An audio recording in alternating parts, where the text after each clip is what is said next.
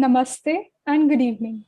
I, Mahima Kapoor, researcher at IMPRI, Impact and Policy Research Institute, Prabhav Evam Niti Anusandhan Sansthan, Nai Delhi, extend a warm welcome to you all to the IMPRI #Web Policy Talk. Today, we have gathered for a special lecture on Politicizing the Pandemic, Impact on Electoral Democracy by Major General Anil Verma. This discussion is being organized by the Center for Human Dignity and Development at IMPRI. I'm honored to introduce our eminent speaker for today, Major General Anil Verma. In 1975, Sir joined the Indian Army and retired after 37 years of distinguished service. Currently, he is the head of the Association for Democratic Reforms, ADR, since December 2013. And oversees all administrative and operative activities of the Pan-India organization. He frequently writes for English and Hindi newspapers and magazines on issues related to electoral and political reforms. He has represented ADR in several national and international events pertaining to democracy, electoral, and political reforms. From time to time, he is also invited to interact with foreign delegations on issues of governance and advocacy, transparency and accountability in electoral politics, citizen engagement through RTI, among other themes. On 25th January 2020, which is the National Voters' Day, on behalf of ADR, Major General Verma received the National CSO Award at the hands of the President of India, Shri Ram Nath Kovind, and other election commissioners, and in the presence of Chief Election Commissioner Shri Ravi Shankar Prasad for the voter awareness campaign conducted by ADR. He has a bachelor's in commerce, master's in defense studies, and master's in political science. We welcome you, sir. Thank you. Further, we are fortunate to have with us today Dr. Niranjan Sahoo, Senior Research Fellow at Observer Research Foundation, ORF, the #1 think tank in South Asia, New Delhi, and Mr. Srinivas Alavilli, who is the head of Civic Participation, Janaagraha Center for Citizenship and Democracy, Bengaluru, and co-founder of Citizens for Bengaluru, as the discussants for the session. Welcome. Now, I invite Major General Verma for the special lecture, and we look forward to learning from his vast experience. Thank you. Thank you, Mahima. Okay, I'll request Arjun to kindly show the PPT. Firstly, good evening, namaskar, Jai Hind to everyone. And I thank Dr. Arjun Kumar and the IMPRI for inviting me to speak on this important issue. Though it has gone a little in the background now because the elections are over and a few months have passed. But I'll try to cover the salient points as shown on the next page on the contents. So this is how I intend covering it. Basically, the role of the Election Commission and the political parties and what the impact was and what are the summary of observations and what are our recommendations from ADR. Next, please. So we are all aware that COVID pandemic was something, which nobody knew how to handle. It was something new and devastating, and therefore it posed unprecedented challenges. And there was a certain sense of, radical uncertainty as to how to deal with it and how to go on. So holding the polls and the elections during this pandemic meant immense responsibility and institutional susceptibility and proactiveness. Though broad guidelines were formed by the Election Commission based on the suggestions from political parties and CEOs of the states and the union territories, and these guidelines were promulgated to well in time before the elections to everyone. And they also made certain improvements in the system, like the nomination process was made online. First time the option of postal ballot voting for people with disability categories and senior citizens above a certain age. I think it was 80 or something. They could do voting by postal ballots. Then virtual rallies were encouraged. Online political communication with expansive use of social media, etc., was encouraged. Next. So the basic, there were two sets of elections. The first one was, of course, Bihar Assembly elections 2020. This was when the COVID pandemic was raging, I would say. So this was conducted in 3 phases. There were 72 million plus voters, and there were 243 constituencies in the Bihar state. 876 cases of MCC violations were registered. 165 cases of violations of COVID rules were registered. And just a sub note that Bihar has the lower number of isolation and ICU beds per million people in India. The next set of elections was recently held in 2021, as you're all aware. This was done in 8 phases, 187 million plus voters, 824 assembly seats. More than 100 FIRs were registered in Bengal itself for COVID norms violations. 178 notices of violation for COVID rules to the political parties were issued. 67 notices to TMC, 59 to BJP, and others to the other main parties, Congress, CPIM, AIMM, and Rashtriya Secular Majlis Party. Though what happens to these FIRs and these notices, we do not get to know subsequently because the details are not available on the Election Commission website. Generally, through the media reports and otherwise, it was seen that each state and UT going to the polls registered high positivity rate and jump in fatalities. States with multiple phases, especially, for example, West Bengal and Assam, were badly affected. Less spread in Kerala due to single phase. This is as per the Midnapur City College study, which I will be referring to a little later also. This was a study carried out to bring out the effect of elections during the pandemic. Next, please.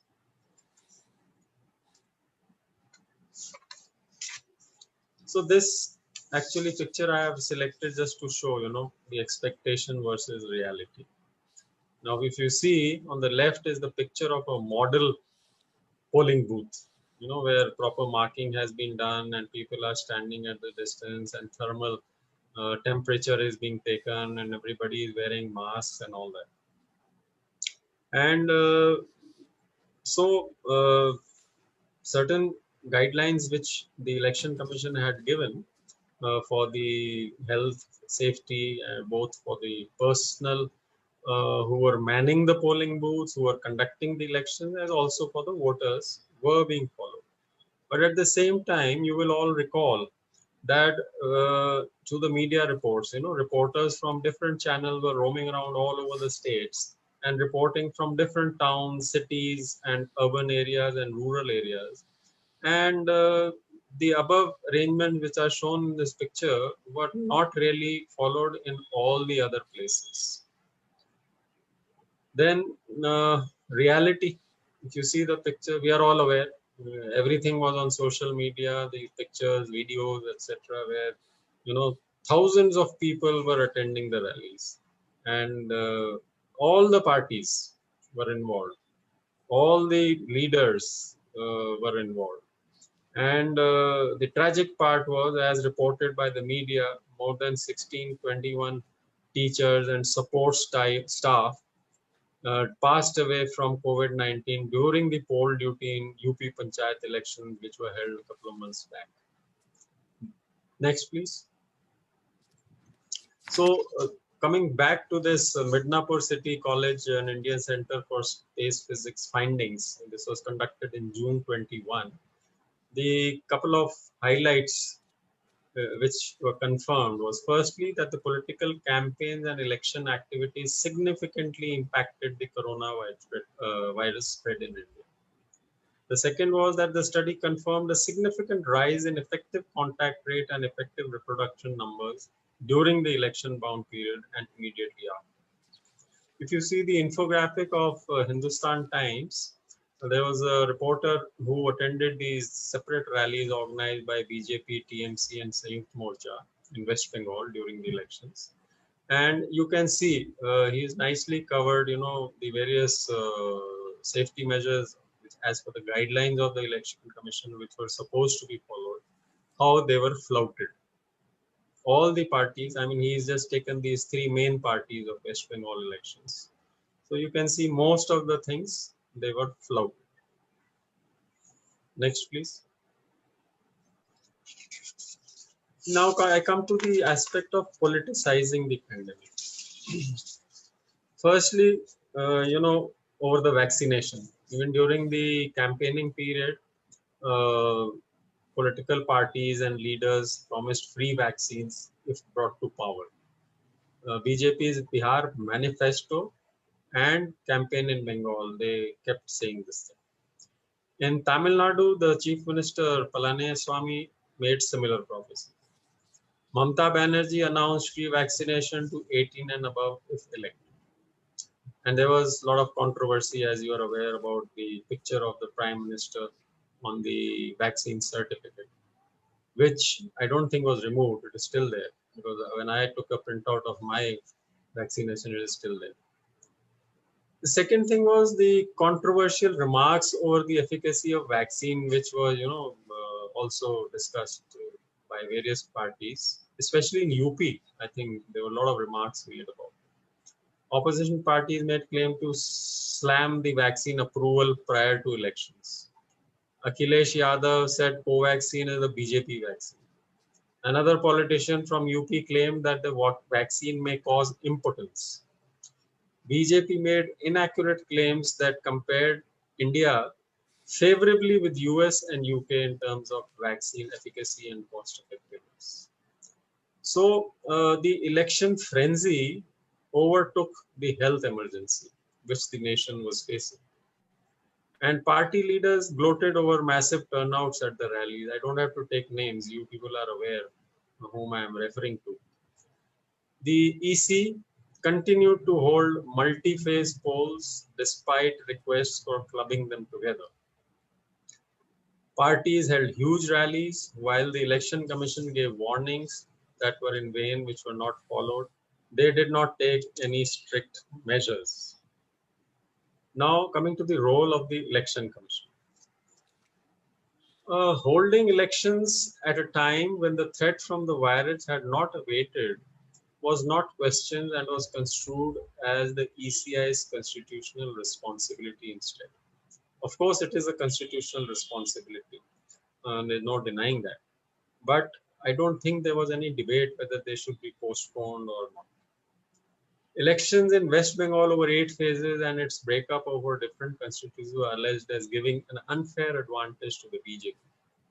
In the media reports, if they were to be believed, some stated that the phases were worked out in relation to the program of the public rallies that were to be addressed by the Prime Minister and the Home Minister in West Bengal.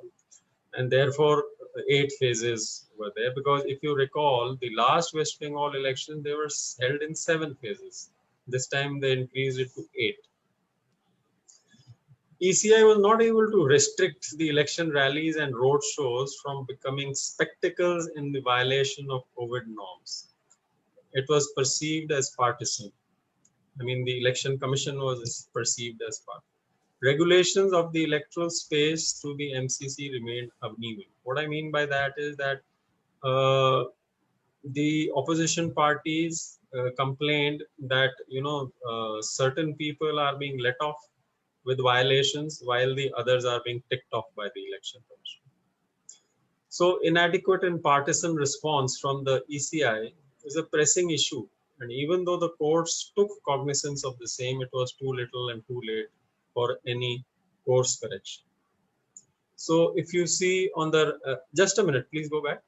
If you see the observations on the right-hand side, the Madras High Court in April 26, when somebody filed a PIL in this regard, they gave very strong strictures.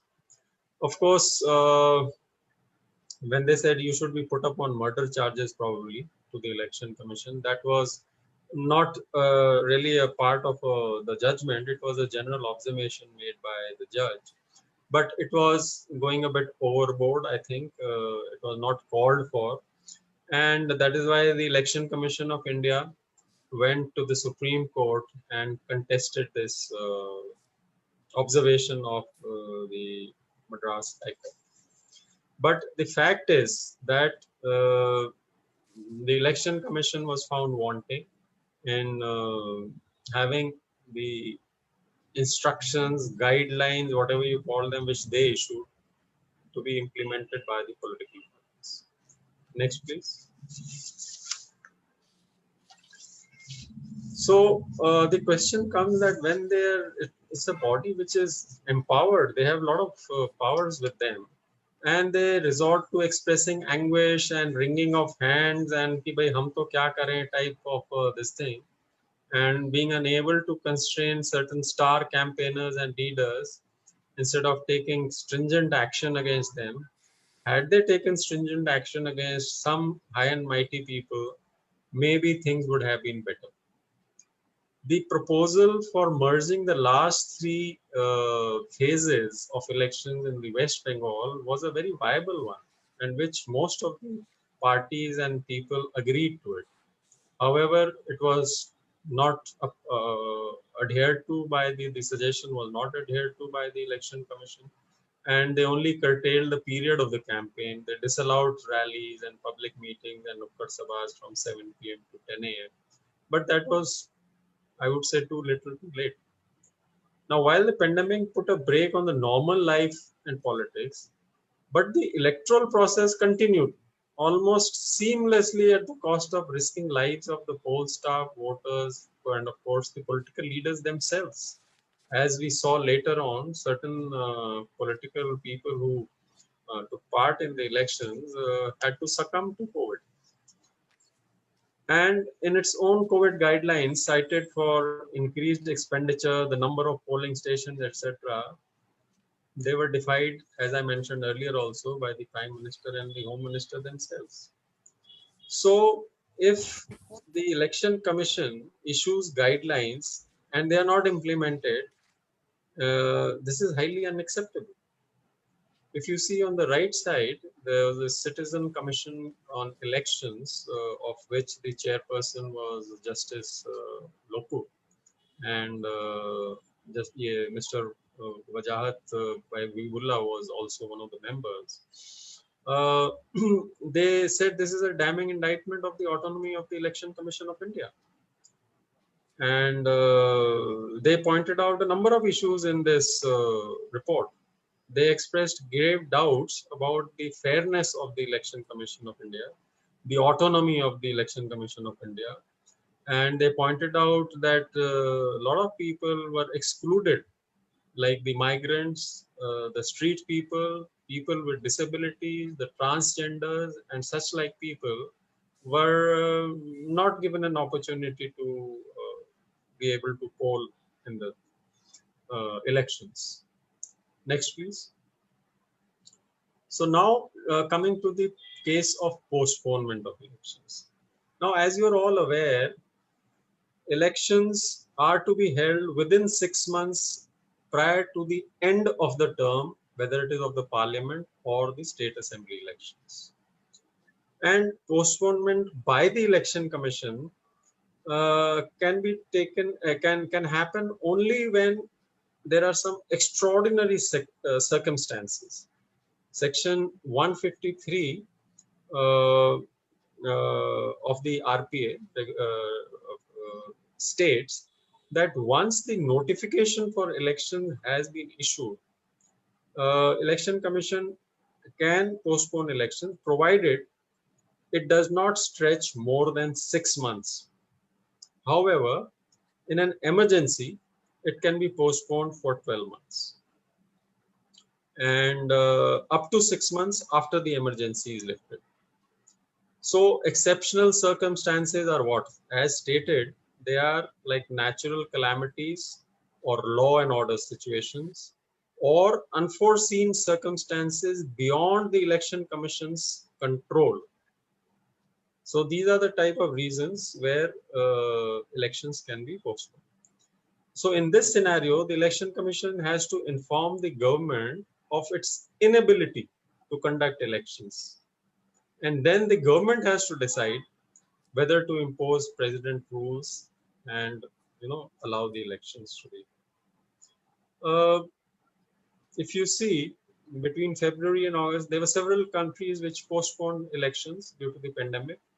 And when the ECI prepared to hold assembly elections in the state of, as I mentioned earlier, 9.9 crore population, almost double that of South Korea, the number of confirmed COVID cases in that state were 135,000 and 688 deaths had already taken place. This is as per an article in EPW of May 2021.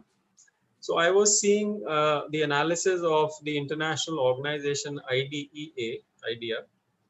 So they have done an analysis for the period between February 20 and July 21 for the whole world as to how many elections were held and how many elections were postponed. So as per that, 128 elections were held and elections were postponed in 78 countries. And the maximum postponement of elections was in the period March to June 20. Please note that that is the time when the COVID pandemic was in full swing.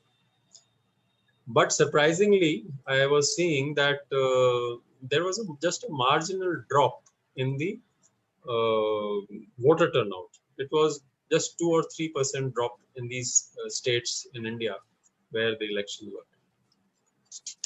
Next, please. Now let's take a look at the role of the political parties. Now, as I mentioned, the PM addressed rallies and there were no social distancing, no mask. Home Minister in West Bengal as well as in Assam, and even they themselves were not wearing masks. COVID protocols, of course, were violated by the crowds. TMC rallies, Mamata Banerjee's, they also routinely witnessed crowds that followed no social distancing norms. And supporters expressed on many news media videos that they were not afraid of corona. In coming to Tamil Nadu, DMK, MK Stalin's rallies were no different. While Tamil Nadu was among the 6 states accounting for 80% of the new COVID cases reported, the party still held huge rallies, gatherings where no COVID-19 protocol followed. Similarly, for Congress, the participants clustered together and ignored social distancing guidelines at rallies held where the Congress's Rahul Gandhi and Priyanka Gandhi were present in Assam and in Kerala. Next, please. So people like Hemant Biswa Sarma, this was a video which I also saw. He said there's no need to wear masks. In the context of Assam, COVID doesn't exist today. So why create unnecessary panic? When it happens, I will tell the people to wear masks. So this type of irresponsible statements being given by such senior leaders shows their seriousness about the whole issue. Mamata Banerjee acknowledged the rising coronavirus infection but blamed it on out-of-state BJP workers, as if internally in West Bengal there was no infection. So in an interview to the Indian Express on 18th April, Amit Shah said it was not right to link the surge to the polls. Is there an election in Maharashtra? It has 60,000 cases, while here in Bengal it is only 4,000. So just scoring brownie points over each other on a situation which is so serious is, I would say, very, very irresponsible. Now, if you see the infographic of the Economic Times on the right-hand side, you will see that in these states where elections were held, just see the spike in April. From January till March or so, the graph is smooth, and then just see the spike, how it rises. So I'm not saying that the entire spike in the cases was because of the election. There were other contributing factors also, which I'll mention just a bit. But the studies which have been carried out by various people, it indicates that the elections which were held during the pandemic were to a great extent responsible for the surge. Next, please. So in mid-April 21, demands were raised from several corners to curb or cancel the election rallies in Bengal that were drawing huge number of people in violation of COVID-19 norms. But the political parties showed a mixed response to the call for restricting their respective campaigns. For example, BJP refrained from cancelling the rallies of its top leaders and decided to limit the number to 500 people in Bengal. How much of this was actually done, we don't know. TMC, they reduced the number of the big rallies. Mamata Banerjee cancelled her big rallies. As far as Congress is concerned, Rahul Gandhi decided not to address any rallies in Bengal. And CPIM was the first to announce cancellation of all their public rallies. Next, please. So, as you see in these media pictures, firstly, the cases have risen faster in the second wave. If you see the graph on the top right-hand corner, the first wave is shown in blue and the second wave is shown in this violet or purple color. You can see how sharply it rises in the numbers of this. And even the WHO and various other organizations, health experts and election-related people, they also commented that there was a surge after the elections. Like in Bengal, there was just 3% positivity rate before the campaign, and it was 31% after the elections. So what was the impact, basically? The impact was that Indian lives were put at risk. Access to the vaccination was made conditional to the vote casting. There was a surge in the cases.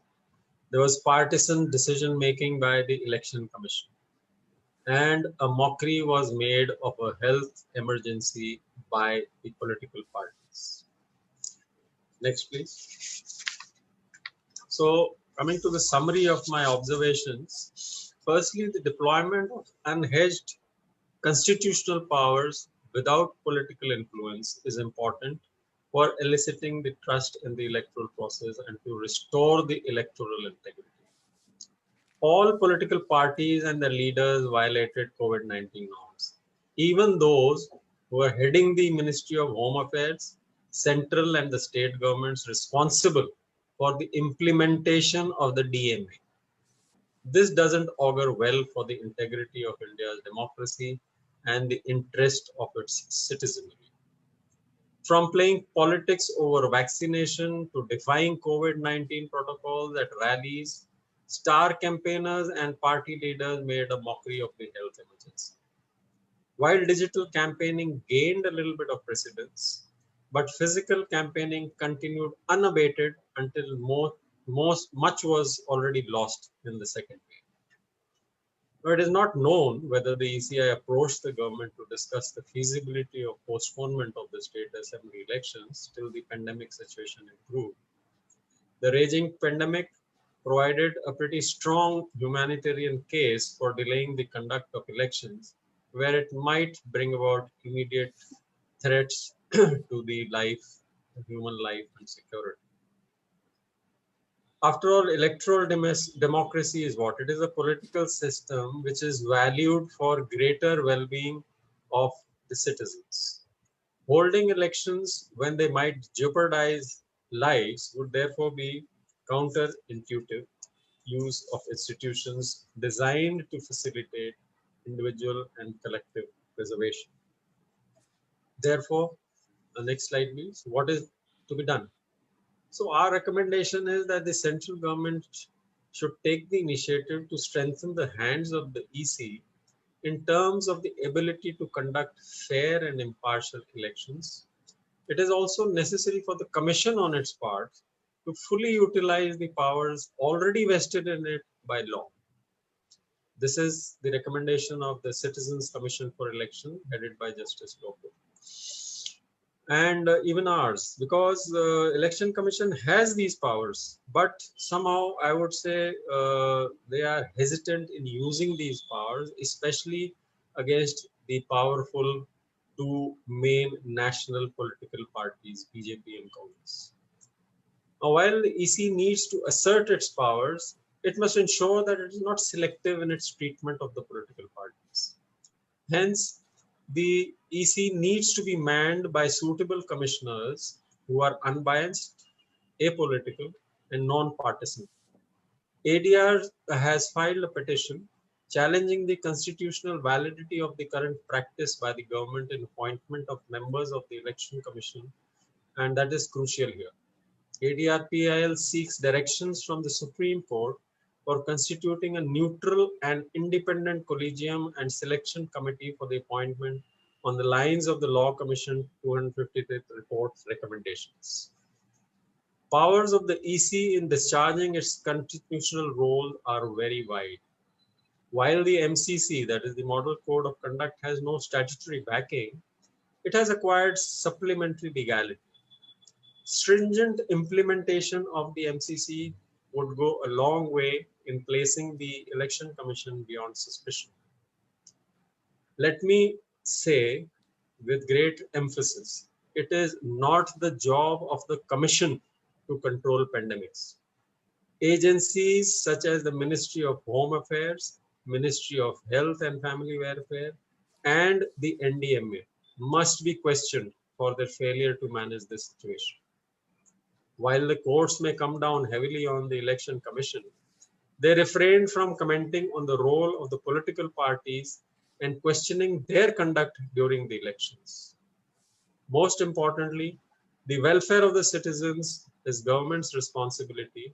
However, the ministers of the government themselves flouted COVID-19 protocols. So the only way to fix the responsibility is by asking the right questions. But as we all know, memory is short. Once the event is over, we forget about it. With that, I'll end my talk here. And thank you very much for your patience here.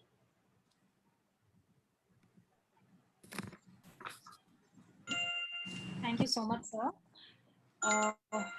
So wonderful and so eruditely you have presented, and very, very, I mean, we learned a lot from your presentation and from your lecture. So I would now invite Dr. Niranjan Sahoo, Senior Fellow at Observer Research Foundation, to make his remarks. So over to you. Yeah, thank you, Simi, and thank you, Arjun, for inviting again. And this was so much of actually learning from Major General's presentation. I think quite comprehensive. He has taken a almost, I would say, 360-degree kind of overview in just 30 minutes.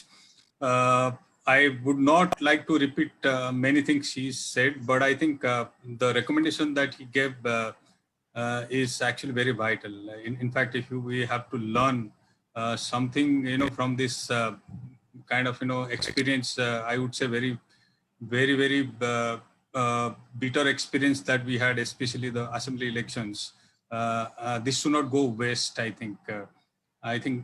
Just before this, I would like to give a kind of, perspective to this entire COVID-19 pandemic and especially the elections.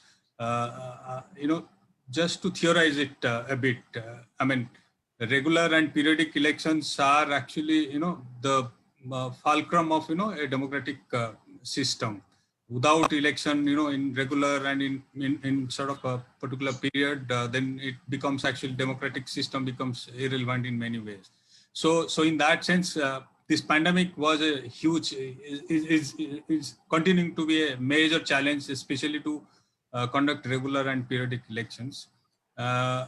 second aspect about is how do you ensure political participation, political activities, and many things actually when you have a health emergency and infection is spreading and everybody is actually sitting and there is social distancing and many things. So that's another key challenge which is also very vital to democracy, political participations. And political participation during especially the pandemic and when you conduct elections, how do you ensure that? Because the general issue with any kind of pandemic which is a major pandemic and you have all kind of restrictions is that if you go by the kind of logic that it will have a direct impact on the voter turnout because the people fear for their life or the thing and they would not like many of them would be reluctant to come and in person, especially to the booths and exercise their rights. So that actually is a kind of assumption which has been tested during this 1.5 years. And the third aspect is about how do you actually conduct mass rallies, communicate your political ideas and sort of campaign and do the normal sort of electoral activities during that pandemic. So that's also was put in some kind of trial actually. But if you look at actually, I think overall I think it's quite impressive. If you look at number of countries in the last 1.5 years have able to conduct elections, I think with following stringent protocols and guidelines. I think numbers of countries doing it very well. Actually, you can say they can outnumber number of countries that have failed. Like India is, I would categorize in the failure category because of sheer kind of number of deaths and number of damage that in terms of spreading election becoming a super spreader event. So if you look at I think number of countries have done phenomenally, starting with South Korea and many other countries which have actually in almost all part of, even in African countries have done it very well and much more professionally, rigorously than what India has done, the largest democracy with a powerful election commission. So globally, if you look at, I think there are a lot of positive trends and a lot of countries have learned actually. In fact, if you look at the last year US poll, in fact, US the election commission and the provincial commissions actually learned a lot actually from by close interaction with the CDC, their disease control organizations. And they develop the protocol, and many cases they try to impose that very rigorously. So this actually brings about the role of election commission. Now coming down to India, I think that is where I think what General Verma has actually explained. I think in India, if you look at especially I would say the second this segment of election 5 assembly state elections. I think the manner in which the entire elections were conducted, starting with the electoral bodies to the political parties, the executive branch, and many other agencies involved. I think the entire thing has been taken in a very cavalier, very sort of, just like we are conducting election in a normal time. I think that sense of that we are still in the middle of a pandemic and you need to take all kind of emergency measures and all kind of strict sort of guidelines. Everything has to be followed with rigors, has been actually completely thrown into the dustbin. And that is where we have seen the results actually, where in a state like Uttar Pradesh, we had more than 1,000 deaths for panchayat elections. I mean, in nowhere in the world, you name any democracy, this kind of numbers you won't find actually. I mean, that shows also that the low premium that we have put on human lives, if you look at it. And election is probably the electoral victory is more important than, the human life. That shows actually the typical attitude that we have. And that is also reflected across board in many other aspects in terms of counting deaths and reporting those things. This has all been done very unprofessionally, and entire thing has been politicized in a manner. Now, as I said here, a couple of reflections. Basically, I would like to basically add on what General Verma said. I think the principal agency to ensure that election is conducted safely and and fairly in a manner that it satisfies all the stakeholders, it falls with Election Commission. And Election Commission, fortunately, we have a body which is actually autonomous and independent. And under Article 340, 324, it enjoys a lot of plenary power. So in a sense, Election Commission, the way it actually cut sorry face during the especially West Bengal election towards the last, I think it shows a very poor leadership of that kind of body, which has such a high reputation over several decades. In a sense, I think this straight away brings to the issue of they have a lot of power, plenary power. They could have drawn a lot of powers, even using Disaster Management Act, Epidemic Act, which allows them, because you have model code of conduct which allows also Election Commission enormous power. It almost takes over that entire state. In fact, entire district administration comes under chief electoral officers control, both running and superintendents of that entire district administration is under Election Commission say. So if Election Commission cannot actually curb kind of violation of electoral rallies and the kind of COVID protocols, all that, despite all these powers, which it means that Election Commission is either shying away from exercising its independent power, or it is under political pressure. So it's very clearly that the Election Commission has actually shown very poor leadership, and in many ways that would actually cast a shadow over its kind of image and integrity in times to come. Second thing I would say is about the role of other institutions. You look at political parties. They are the vital institution in democracy, and among political parties, both opposition and ruling party, I think the manner in which they have actually played their role in especially these 5 state assembly elections is absolutely shocking. If you look at actually. If you just look at globally, actually, starting from South Korea, United States, other thing, even Republican democracy, they are fighting like cat and mouse, everything. But at least on COVID protocol and many things, even Donald Trump was not violating when he was speaking, in town hall speech and in many other things. Even he was forced to follow the rules actually. Wearing mask and maintaining social distancing and number of gathering and all that was put kind of restrictions. Why the same thing couldn't have been observed by the political party, starting with the ruling party, to set an example? It's unfortunate that we have shown a very poor example to the world, being the largest democracy, and all political parties, you name, none of them, some of them have done it for for the camera and for the press, like what Trinamool did actually towards the end, saying that entire process can be merged into 3 phases, and they stopped also campaigning towards the last 2 phases. I think all that would it's just a drop in the oceans. From the day one, I think if they would have adhered, I think they would have set an example for others.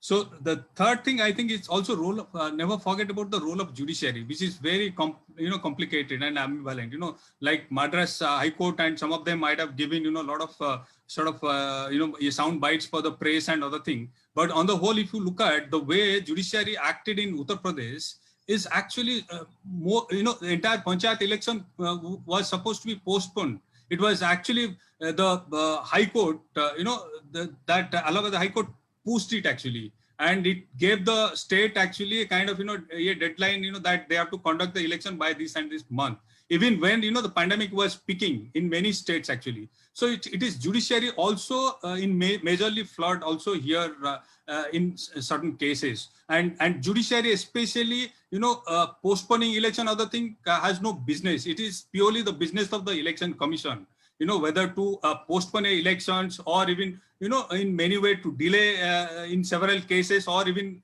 club the different phases like West Bengal. It would have been solely Election Commission decisions, but judiciary messing over it, and in many way trying to act as a sort of a body that is a kind of democracy, I think in many way messed up. So Uttar Pradesh, we saw the disaster actually to a great extent. I think it's also a judicial role cannot be simply ignored. And finally, I think one thing from this, in terms of lesson, I think General Verma has mentioned several, interesting lessons. I think recommendations. Yeah.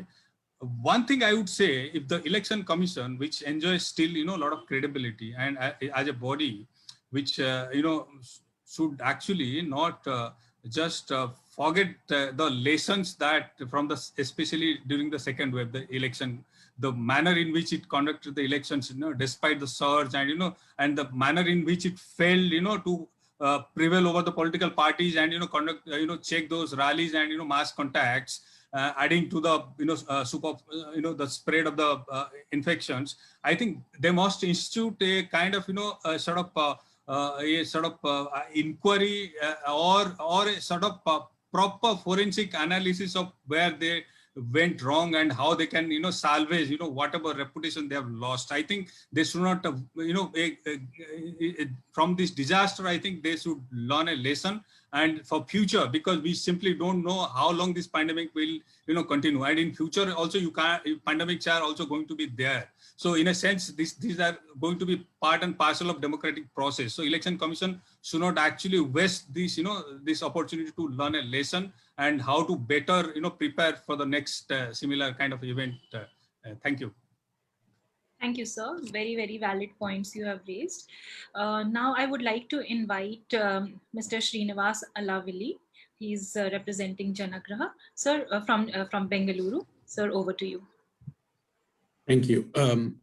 Hope are you able to hear me, Dr. Simi? Yes, sir. Clear. Okay. Thank you, IMPRI, for organizing this important session. I've always admired the work of ADR, one of the strong civil society organizations, institutions we have in India for many, many years, that is still holding up the mirror to the political parties and to the system with their consistent efforts. And it's a pleasure and honor to listen to Major General Anil Verma and participate in this conversation. Thank you. I've had the experience of working with political parties years ago, and observed the process of elections and election rallies, and what political parties do during elections and so on. So I'll be speaking from that experience more than my current role as part of the urban governance and citizen participation at Janaagraha, and I will bring in some points from that too. So first and foremost, in terms of the topic of discussion today, I think that politicizing the pandemic in India, we have this really strange way of thinking that politicizing automatically has a negative thing. It's about bias and all that. I, for one, think that we should really politicize the pandemic. We should politicize a lot of things in this country, and pandemic certainly must be politicized. But my definition of politicizing is bringing out what that means, and politics. Public health is all about politics, right? There is no voter in India until now that has voted on the basis of education or public health or things that really matter. The political parties have successfully, if I can use the strong word, hijacked the electoral system in such a way that the narratives are built on something that is not related to the outcomes that citizens of India really want. So they are very good at that, and they've manipulated the entire situation to be like that. So even when in the middle of the pandemic, they continued the same process. It should not surprise us at all that this is how the political parties have handled the system. Before I go more into the political parties and my opinion on their way of looking at pandemic, I must say that the Election Commission has really fallen in the eyes of those of us that are looking for better governance, accountability, and all of that. Not many decades ago, not many years ago, we have seen an individual, Mr. T.N. Seshan, when he was Election Commission, and Major General Anil Verma was referring to this, right? Asserting Election Commission should assert their powers during the time of elections. Election Commission has extraordinary powers. Today they have extraordinary powers. They don't need. I may slightly disagree with General Verma on the aspect of the central government need to further empower EC. I think there must be many situations where they need further empowerment, but they're already empowered. Almost everything comes under the direct control of Election Commission. They have no, if they are really interested in holding the elections with the model code of conduct, They have all the resources, they have all the powers. The entire machinery of the government comes directly under their control during the period of the election. We all know that, right? So therefore, what are they doing with it? And how many such things have happened? We have recently seen cases of how an election commissioner himself had to resign because he had a dissenting opinion. And so the institution of election commission has really a lot of soul searching to do. And I completely agree with Major General that the membership of the election commission is the most important thing for us to protect. When a democracy, and a thriving democracy like India, world's largest democracy, we proudly claim in every available forum, if it doesn't have an independent, apolitical, unbiased election commission that works for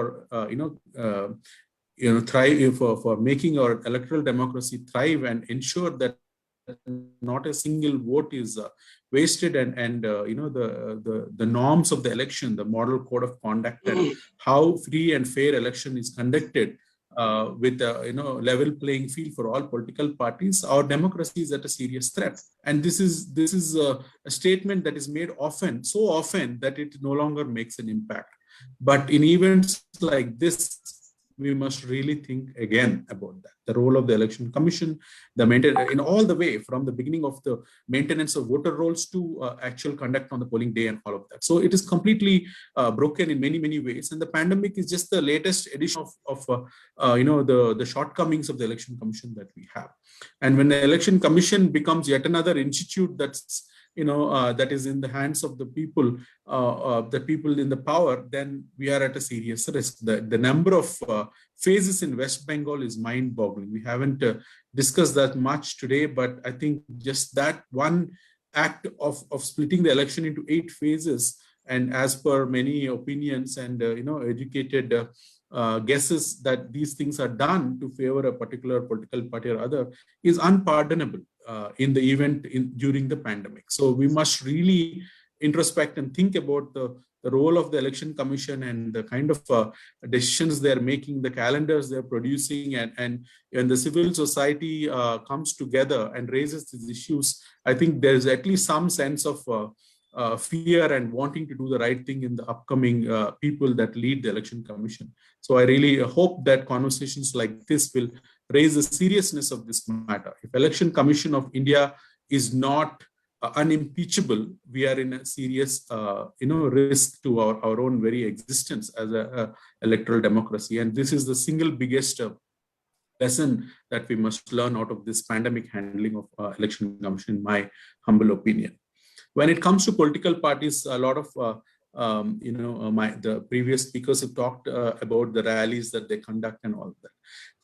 My understanding is that the political parties are very happy to distract and make conversation about things that don't really matter.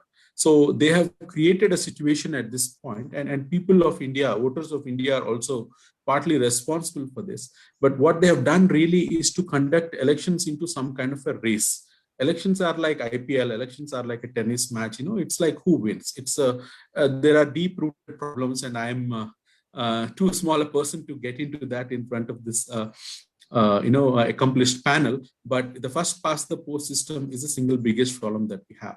As long as we have that kind of election, you are going to see the political parties do every little dirty trick in the book to get that one extra vote to really win that election, because the objective of the political parties has really become to seize political power at any cost, and they are not going to stop at any level, because the cost of losing election is too high, as we can see in today's world. So therefore, it is for the matter of survival and existence, they are going to do everything that they can do.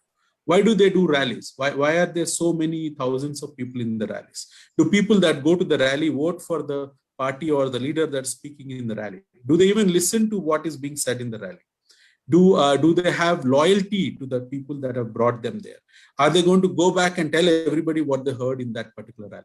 The answer to most of these questions is no, because we know that these rallies are not actually about what is being said, but they're merely a show of strength. Because the idea of election in Indian voters' mind is, I'm not, the average voter is trained or conditioned, I must say, politically conditioned to think that I must vote for the party or the person who is winning, rather than who do I want to vote.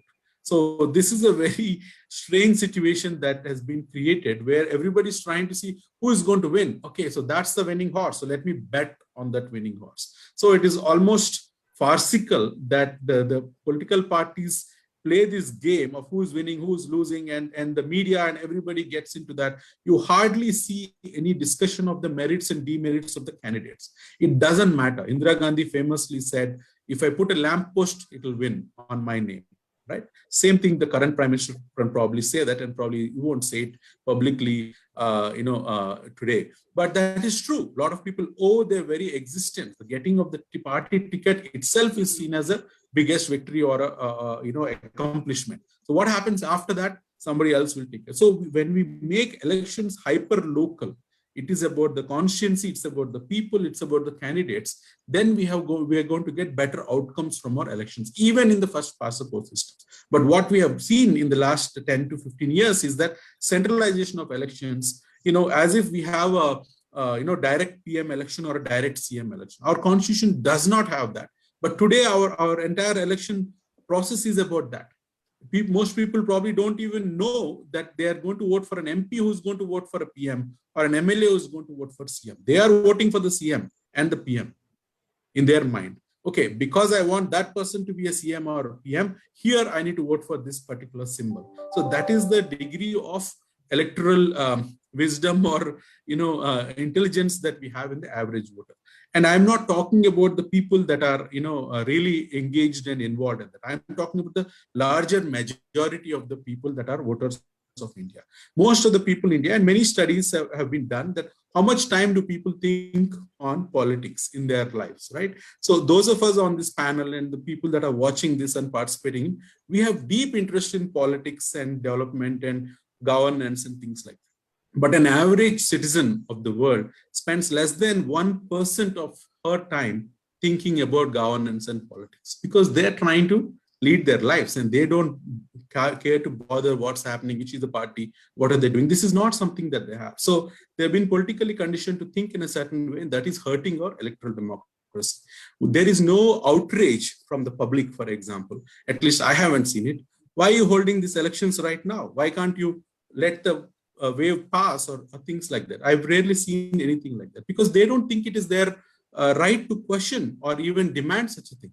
Okay, they said something, somebody else, Mamata Banerjee said something, Amit Shah said something else, but what are you saying? That is rarely ever seen. We don't see the voice of public expressed in a collective manner. It does come out, as we've seen in some nationwide protests and all, but when it comes to elections and politics, it's taken for granted. The state where I live in currently, Karnataka, there's a huge talk about change of the chief minister. Imminent that our chief minister is going to be replaced with another person as chief minister. So what is the narrative in the media in the last few days? Is the new chief minister going to be from the same caste as the outgoing chief minister? Who are the potential chief minister candidates? Which caste does he belong to? Is that caste vote bank going to be adding to the existing vote bank of the current ruling party or not? So every day, this is what we see in the media, and everybody is tuned into that. And nobody is asking the question, okay, changing the chief minister is happening. I have no say in that. Somebody else is doing that. Who are the other chief minister candidates, potential candidates? What is their background? What is their resume? What have they done? Who is better suited to lead this one of the largest states of India, progressive states of India with a great booming economy? Who are the right people that can take it forward? I'm sorry to say I don't see such discussions even in the media.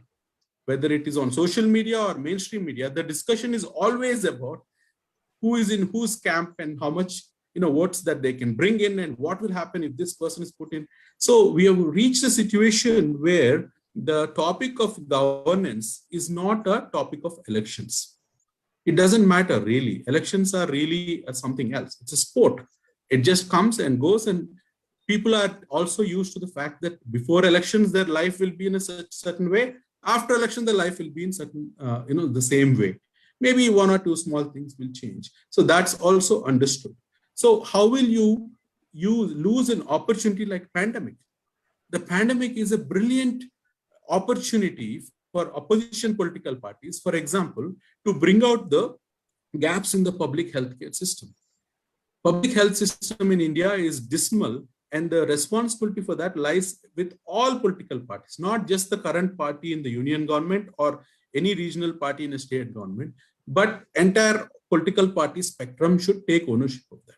That is why I think they don't talk about it, because they all have dirt in their hands, and they are, more importantly and more scarily, they don't know how to fix it. They really don't want to think about how do I fix it now. It is like, wait till the calamity happens and then I'll fix it. Look what happened in the wave 1. We didn't have PPEs and masks. So by the wave 2 came, we fixed that problem. PPEs and masks are there. Somebody has recently made a statement, we are now exporting. Wave 2 came, now we don't have oxygen, we don't have beds, we have people dying. So many terrible things have happened in phase 2. Now we are going to increase the capacity of oxygen. So this is how we are making policy. When really bad things happen, you put one band-aid on it or you fix that problem. Another thing happens, now you're going to fix that. When are we actually going to bring systemic reforms that are going to change how fundamentally things work? When are we going to create confidence in the people of India that the government school next to their house, near their house, or the local public health, primary health care center, the PHC, is the place that you should go, and you will get a quality service there.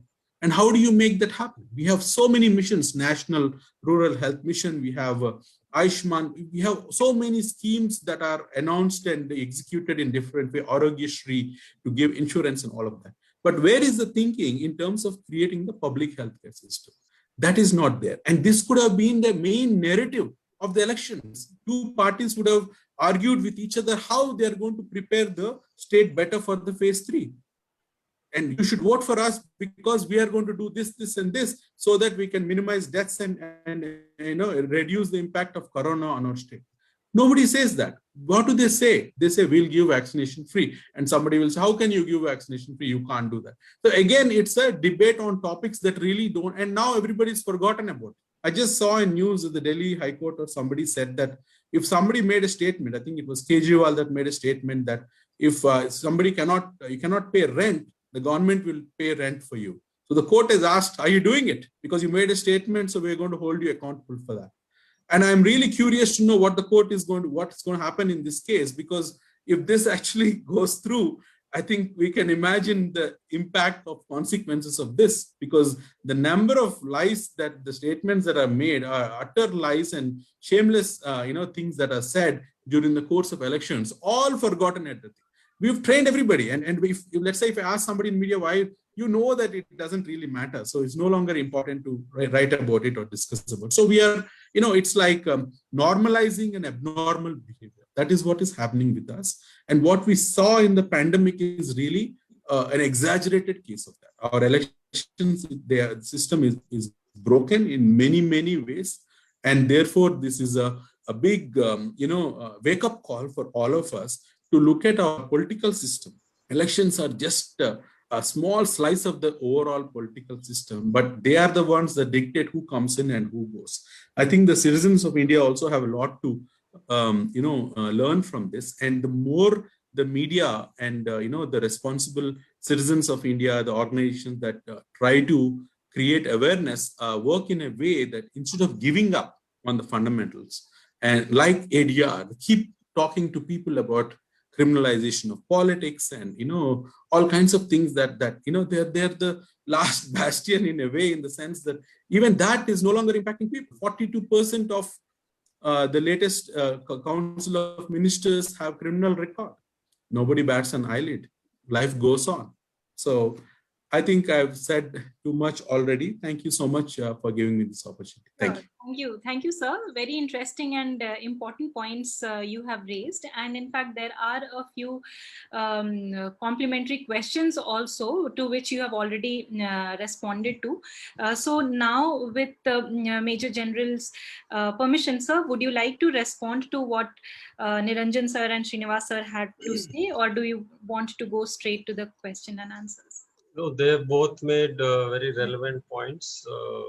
We can go to the question answer sessions. Sure, sure. So before launching the Q&A from the audience, I have a few points and also subsequent questions to make. So you spoke about the neutrality of the EC members, and also the committee should be very good and, you know, in the selection of the members, etc. Where do you see the role of women? We have just had one woman as the chief election commissioner, and do you think it would make a difference? Even both in the selection committee as well as in the highest echelons of this authority. Also, so what is the role of state election commissions? You know, are they just for administrative convenience, or could they have been incorporated to give the ground level evidence, the local evidence that things are not going well in terms of the health crisis in these states during this time? Also about Bihar elections, just taking a little bit backwards, the election commission held it very nicely, and you know, there was not a massive upsurge and devastation like this time. So was it collective overconfidence from all the agencies that you have mentioned that we'll do it perfectly well, because taking the example from the Bihar elections? So, and also about lockdown, could Mamata Banerjee not have imposed a state lockdown because it was in a mess? And what was the reason that she did not impose it? And also about Mr. Sunil Arora being given the governorship after his term. Does it reflect further an intensified politicization of the pandemic? Yeah, if you could take these questions, sir. Okay, thank you, Dr. Simi. So about the women in the election commission, I am all for gender justice and gender equality. Certainly, why not? I have no issues with it. But the larger question was that so far we have seen that by and large the election commissioners have been functioning pretty well. It is only the last couple of years that we've seen, I would say, deterioration in the performance, and that is why, and not only in the election commission, I would say in certain other constitutional bodies also, where selected people are placed, you know, who have a particular sort of an alignment which is known to people. So that is the system which needs to be avoided. That is what I was referring to. Second, you have mentioned the role of the State Election Commission. I suppose you are referring to the CEOs of the states. There is a difference between the SEC, the State Election Commissioner, and the CEO. Yes, sir. Yes, sir. So you are referring to the CEO. CEOs, yes, sir. Yeah. Okay. See, they could have played a more proactive role, but then again, they function under the overall directions of the Election Commission of India from Delhi.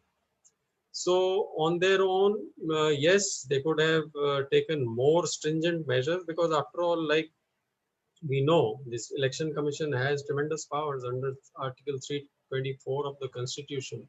They can do a lot.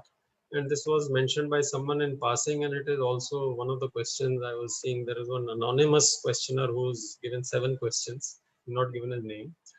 What I want to say is that one of the ex-CECs in one of our discussions, this question was asked to him, that when you have so many powers already, why have I given in my recommendation that, you know, the central government needs to give more powers to these CEC? Because he said, firstly, if we use our powers under the Article 324, they are like the Brahmastra, which can be used once only, you know, for some very, very serious thing. He says we can't use it every now and then. That is one. Second, he said that now what I'm coming to is powers. We are talking about the EC. They have powers to register political parties, and that is why we have close to 3,000 political parties in our countries, which is ridiculous. But they don't have powers to de-recognize the political parties. If you are aware, this recent hearing which has taken place in Supreme Court about 2-3 days back, wherein there is one guy who had filed a PIL for the political parties not submitting details as directed by the Supreme Court or reasons for selection of candidates with criminal cases. It was a contempt petition filed by somebody in the court. And the court is now, they have reserved the judgment, but they are taking it seriously this time.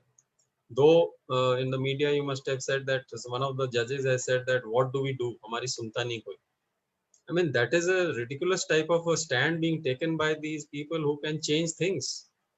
So they have to be more, proactive and strong in this. Bihar, yes, since I would say that was the first election conducted during the pandemic. Yes, there were a lot of details looked into, and it was carried out fairly better. But in February, March, as you are all aware, the government declared victory over pandemic. वो तो publicly बोल दिया था उन्होंने कि हो गया, they clapped themselves कि हाँ हमने जीत हासिल कर ली. So that is why everybody was relaxed. Nobody was prepared for the second wave, as we are not prepared for the third wave which comes now. So that is why the show as far as the current last 5 elections was poor from all aspects. Lockdown, yes, the chief ministers have a lot of powers, and if somebody strongly feels that this health emergency takes precedence over conduct of elections, they should do it. But yes, they have to take the central government into confidence. But the point is, which political party does not want to have elections? You tell me one in India. Srinivas has covered it very adequately, I think, so I won't go into more. I will not talk about Mr. Sunil Arora. Less said, the better. Thank you so much, sir. Thank you very much for those responses. I would now read out a few questions. So this question is that, for example, what about the fact the Constitution itself does not provide for political parties? Is it possible to envisage a system which only elects individuals without parties, political parties at all? Something like board of directors who then elect the prime minister, some hypothetical question. My quick response is that it is wishful thinking. This cannot happen. The way current things are in our country, I feel even independents have no business to be contesting elections. They are just for the money. When there is a, tight contest, तो इतने पैसे इधर से लेको उधर चले जाओ. That is all that they do. So there's no point having independent candidates. What to talk of independent, everybody is, that is very difficult. It's not practical for a country like ours. So the question about media, how much is the media responsible for all of this? We never see any conversations happening on topics that matter in politics in the media, whether it's too I much. don't think we should sort of blame the media for any of this. There are, of course, we have seen certain, channels, without naming them, they consider themselves to be the national and nation's voice and all that. But we know how they are aligned and how they speak. But at the same time, during the elections, I have seen that there are a lot of media houses who do very good footwork, actual grassroots reporting. They conduct chopals, they talk to citizens, they are giving you the ground reality from people. So let's not sort of, paint everybody in the same brush. Yes, there are the good part and the bad part, but media, I think during elections does a fairly good job. Only thing which we have to watch out nowadays is social media. There's too much of fakery in that. Yes. Right, sir. So I would invite Ms. Swati. She's a researcher at IMPRI to present a question to you. Swati, over to you. I have read the question, unless she has had another one. Yeah. Thank you so much to all the panelists and the speaker for the beautiful, really insightful session. So my question is that the pandemic has been a big threat to humanity and to the established world order. quickly transforming fragile democracies into autocracies in the name of public safety. So how India will perform, and how India, being such a large and well-established democracy, would respond to the crisis has been something that has been looked upon by all the governments, and we actually failed in that context. So the autonomy of the independent institutions like the Election Commission is now being questioned, as we saw that how we took measures during the pandemic, the protocols and everything. So now, whom shall we, as the people, as the citizens of India, blame? The government, or the supposedly independent institutions that are the basic pillars of our democracy? Okay, you want me to answer that? Yes, sir, if you can. Yeah, okay. So as I had mentioned during my presentation also, as per me, the basic fault lies with the political parties and the government. You see, like somebody, that anonymous questioner has asked a relevant point. He says, who's to blame then? Voters to aake vote karte hain. Kyun aate hain? Abhi, how will you stop the voters? You know, the politicians can incite their supporters to do anything. You are seeing what is happening in Bengal or otherwise. So if the political parties take no responsibility, they are not accountable to anybody, what do? They consider themselves above the law. What do? When I'm telling you that the Supreme Court judge said, we have been saying this, hamari koi sunta hi nahi. This is the state. We, the ADR got a judgment from the Information Commission, that all the political parties should come under the RTI. No political party is following that. So they just disregard what they don't want to do, and they all come together for these type of things. So I'm not saying that it's a question of, questions have to be asked by the public, the society. Now another question of that anonymous this thing was, what is the civil society doing? Why civil society thodi sara kuch theek kar degi? It is the public, the people have to come out and ask questions from their politicians. Na? I haven't seen the face of my MP or the MLA where I live in Gurgaon. He's never come. So the other question was about this participative democracy. You know, I have read all the questions. It means interaction between the public, the voters, and the politicians, which doesn't happen. Once they take the votes, after that it is tata bye-bye. You don't see them. So we have to bring about this change of participative democracy, and the only thing a politician fears is losing the elections. So the public has to make him understand that you will lose if you don't do A, B, C, D. That is my view. Right, sir. Thank you so much. Can I add just what Major General said?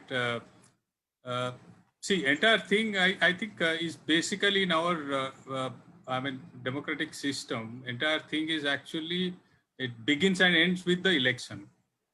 We do not have democracy in between the elections. You know, that major, those 5 years is actually where the democracy should be really played out. You know, what Major General said about the people interacting with their, representative. That doesn't happen actually. It is, that deliberative part of, democracy. We are basically an electoral democracy and nothing beyond it actually. And it happens only maybe in few states. Maybe you can cite the example of Kerala or, few states where, the literacy rate is very high and citizens are very active and alert. And you have also a strong civil society, movement.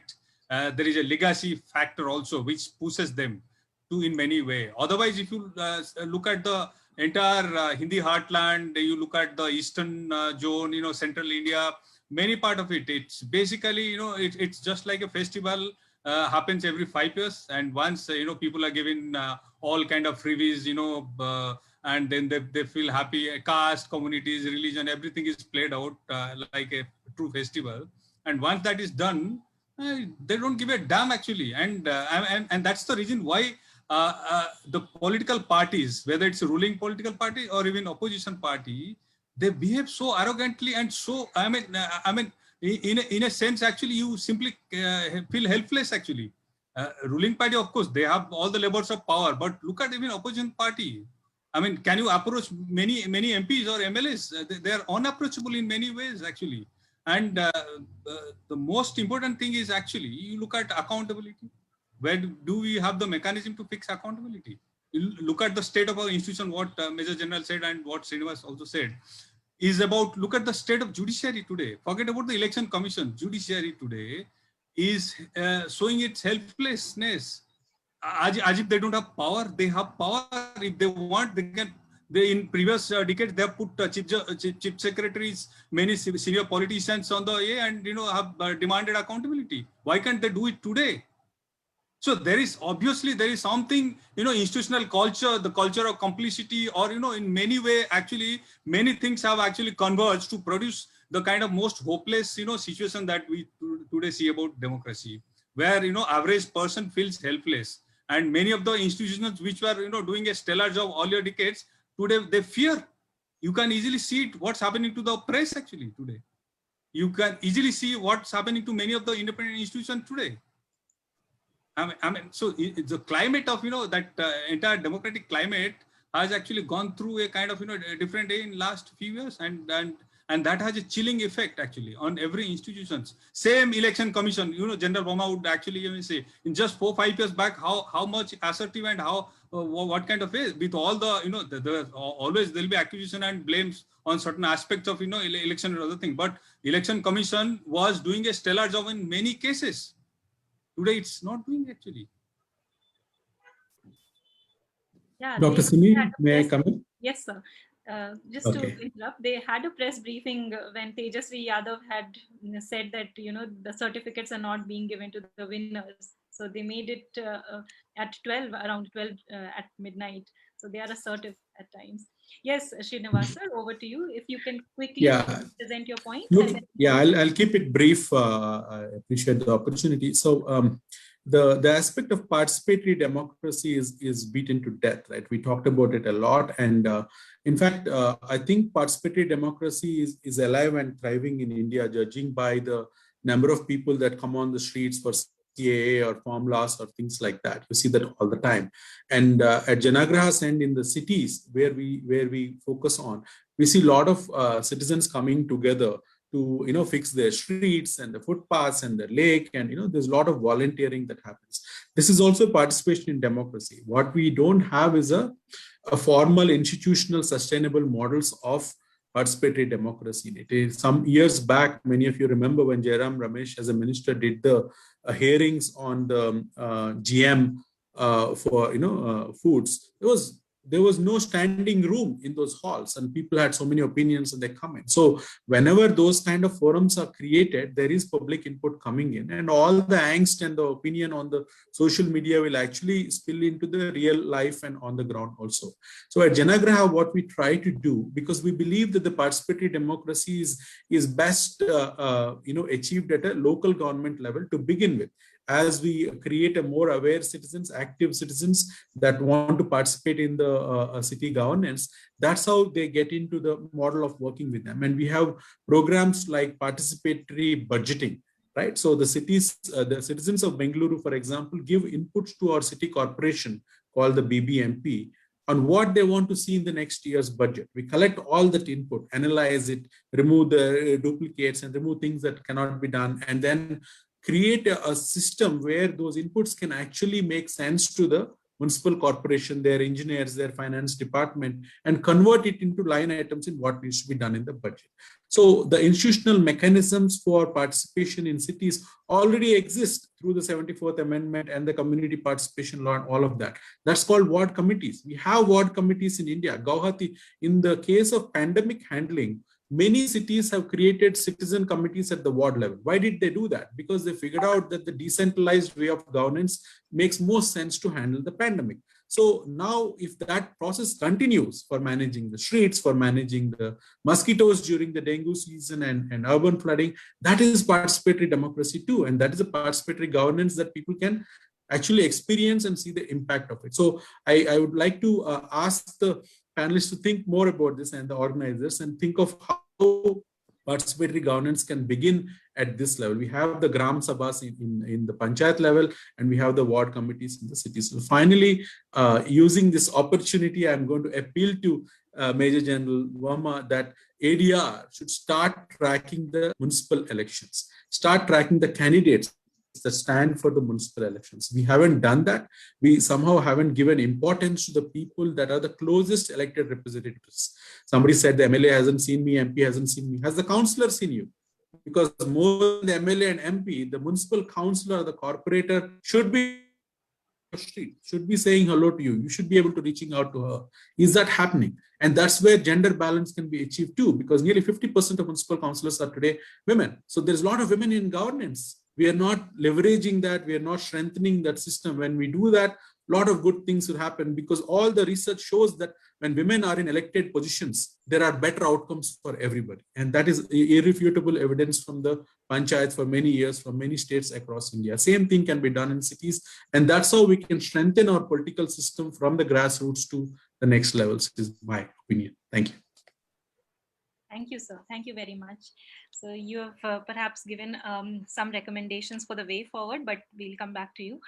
So now I would move to the way forward round, and I would invite Dr. Niranjan Sahoo, if you could, for 2 minutes each of the panelists could take, and then reflect on what are your recommendations, policy recommendations, if you have.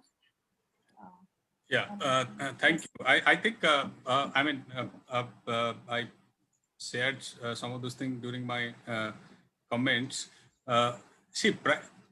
Primarily, I think, both Major General and Srinivas, they have actually very well articulated, one articulated about the entire macro problem, starting with the leadership, political parties, election commission, and, several other institutions. And then Srinivasan very well added about the third tier, institutions, local government, in fact, I would jump to, add saying that, this is where we have actually missed the bus actually for last 75 years, by not really paying, attention to the third tier government, because your democracy really begins at your ward level, at your panchayat level, at your gram sabha level.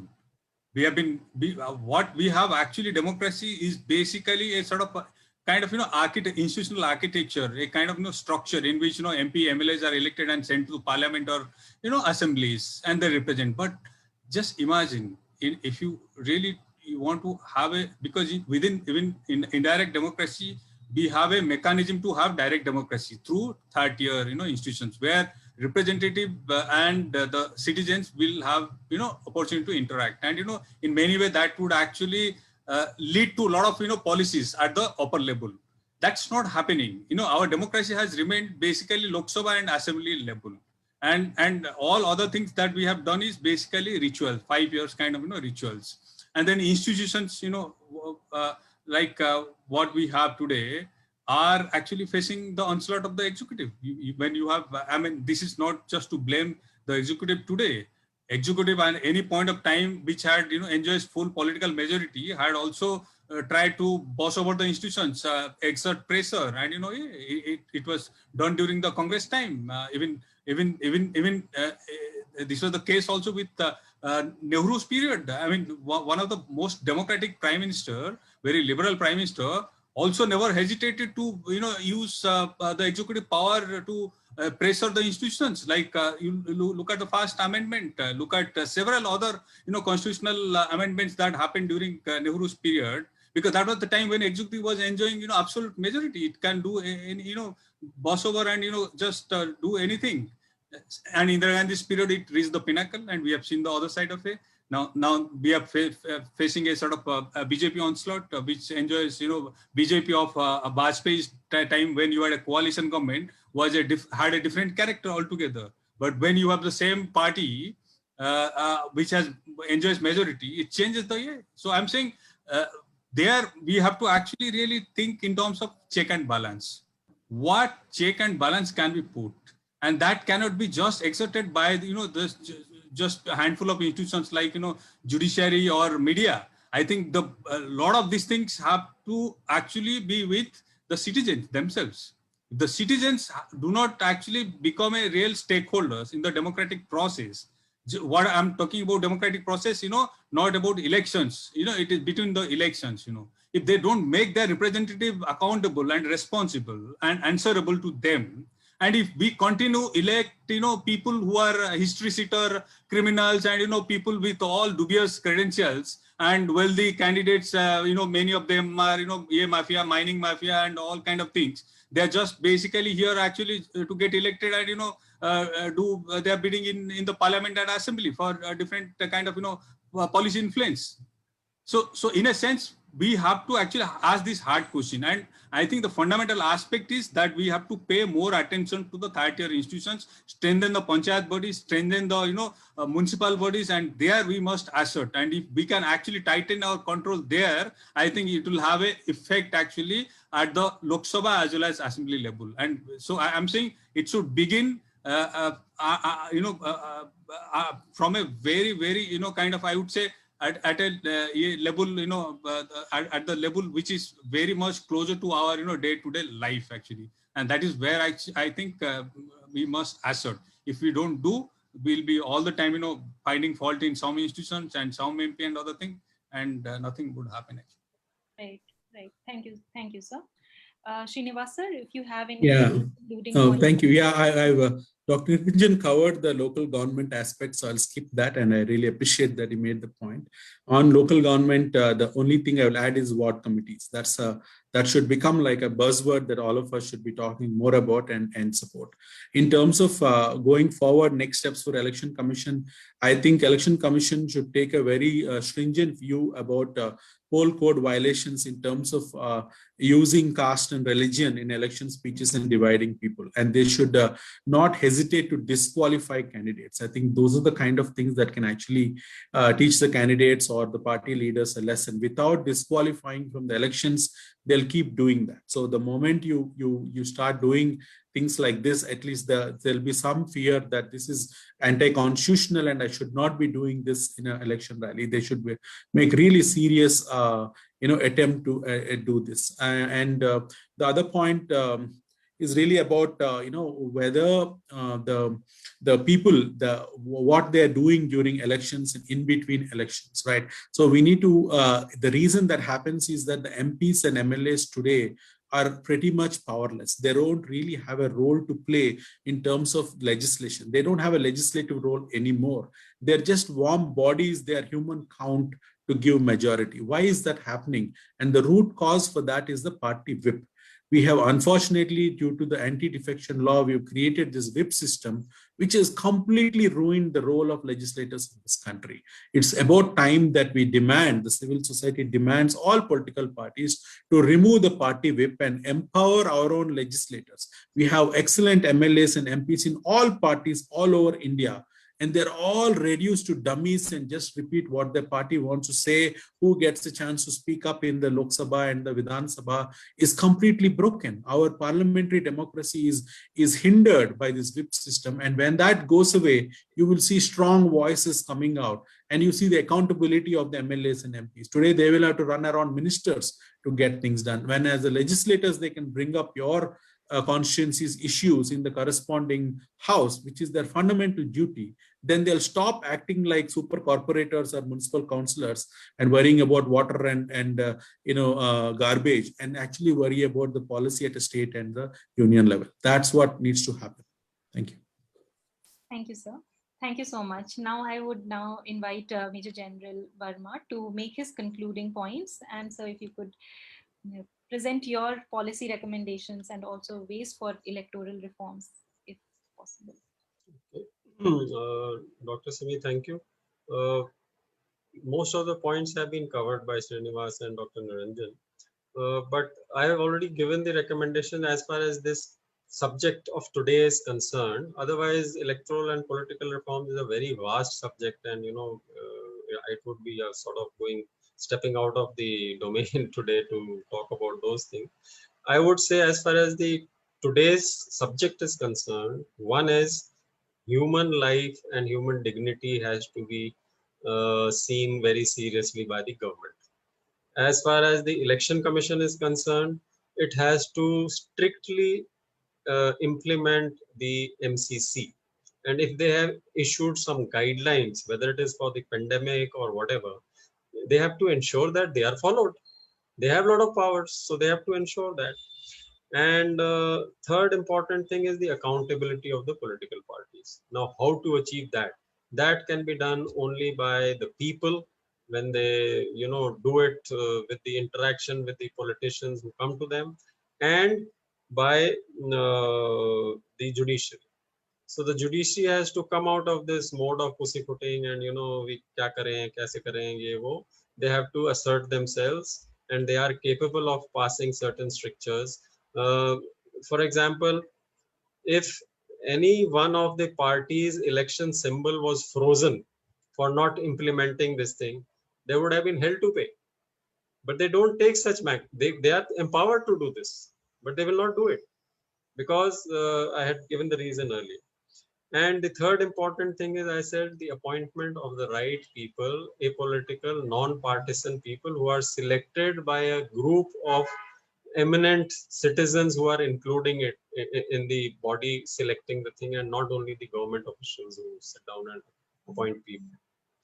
I think, and coming to the point of Srinivas, what he raised about the MC, see, ADR does not have the wherewithal to do the, this thing of all the municipal corporations. We do in part sometimes, but it requires too much effort because the numbers are huge and we don't have the wherewithal to do it.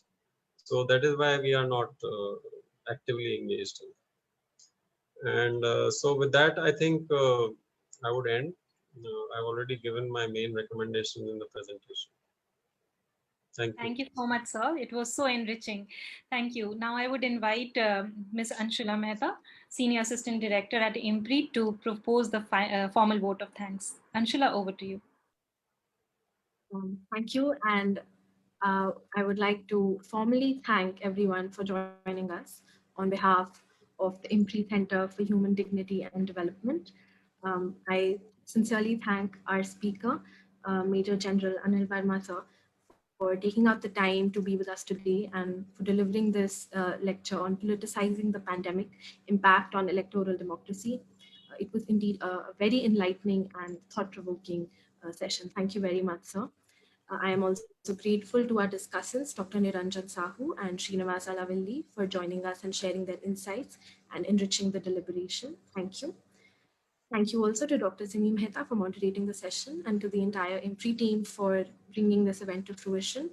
And of course, thank you to all our viewers who joined us here on Zoom or on Facebook Live and raised such pertinent questions. And we are grateful if you are watching later on YouTube or listening on our podcast. So thank you once again to everyone, and I wish you a good evening. Thank you. Thank you. Thank you Thank very you. much. Thank Thank you you very much. Thank you. Thank you, Dr. Arjun. Thank you, sir. Have a nice evening. Thank you. Thank you, Simi. Thank you. Thank you, sir.